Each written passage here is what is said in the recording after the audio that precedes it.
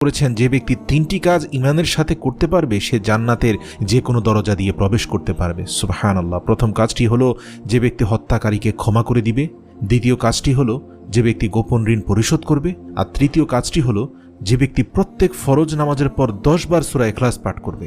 এই 3টি কাজ যে ব্যক্তি করবে সে ব্যক্তি জান্নাতের যে কোনো দরজা দিয়ে প্রবেশ করতে চাইবে সে দরজা দিয়ে প্রবেশ করতে পারবে। সুবহানাল্লাহ। সুতরাং পুরো ভিডিও জুড়ে আপনি জানতে পারলেন যে সূরা ইখলাসের কত বেশি ফজিলত রয়েছে, এবং এজন্যই সূরা ইখলাসকে পবিত্র কোরআনের 1/3 বলা হয়েছে।